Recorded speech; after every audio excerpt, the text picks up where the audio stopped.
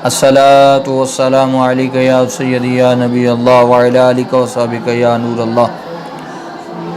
मेरे दोस्तों का, यूट्यूब चैनल वालों का और जो इस चैनल को देखते हैं, दीन और दुनिया को, उनका सवाल है कि क़ज़ा नमाज के बारे में क्या हुक्म है।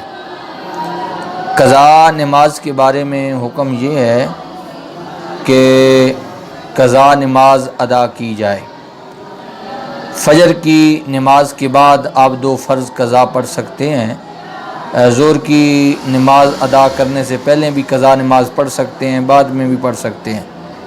तो असर की नमाज जो है उससे पहले भी 4 फ़र्ज़ जो हैं वो असर के क़ज़ा पढ़ सकते हैं। मग़रिब के बाद 3 फ़र्ज़ जो हैं उसकी क़ज़ा पढ़ सकते हैं। जो इशा की नमाज है, इशा के बाद 4 फ़र्ज़ जो हैं वो क़ज़ा पढ़ सकते हैं। 3 वितरों की भी क़ज़ा होगी।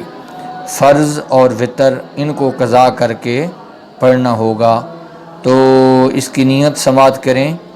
4 रकात नमाज फ़र्ज़ अल्लाह ताला के, सब का क़ज़ा, मुँह क़िबला शरीफ, अल्लाहु अकबर, ये क़ज़ा की हम नीयत करेंगे। बाकी पहली रकत में हम सना पढ़ेंगे, तवूज़ पढ़ेंगे, बिस्मिल्लाह पढ़ेंगे, फ़ातिहा और सूरत मिलाएंगे। दूसरी रकत में भी ऐसे फ़ातिहा और सूरत मिलाएंगे। तशहद पढ़ेंगे, अशहदु अल्ला इलाहा इल्लल्लाह व अशहदु अन्ना मुहम्मदन अब्दुहु व रसूलुहु तक।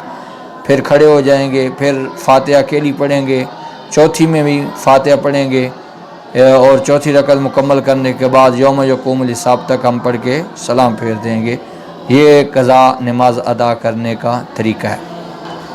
तो दूसरा मसला ये है, बाज़ औक़ात दोस्त कहते हैं फ़जर और असर की नमाज के बाद कोई इबादत नहीं है। उसका ज़रा गौर से सुने मसला। फ़जर के फ़र्ज़ों के बाद जो मसला है वो मसला ये है कि नवाफ़िल इबादत आप तुलूए आफ्ताब तक नहीं कर सकते।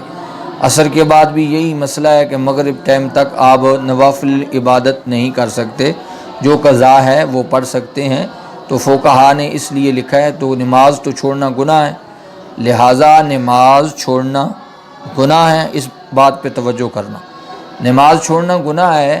तो लिहाजा जब क़ज़ा नमाज हम अदा करेंगे तो कोई पूछेगा कि आपने क्या पढ़ा है, असर के बाद तो कुछ पढ़ा नहीं जाता। तो आप उनको जब बताएंगे मैंने क़ज़ा पढ़ी है, क़ज़ा रहती थी, नमाज छूट गई थी मेरी, तो लिहाजा ये तो गुनाह का प्रचार कर दिया आपने, जब फिर आप डबल गुनाहगार हो जाएंगे। इसलिए असर के बाद की नमाज़ पढ़नी है या फ़जर के बाद की पढ़नी है, अपने घर में पढ़ लें, बंद कमरे में पढ़ लें, एक साइड पे पढ़ लें, ताकि लोगों की नज़र ना पड़े, वो आप पे सवाल ना करें। तो अगर कोई सवाल करेगा तो ये तो गुनाह का प्रचार होगा।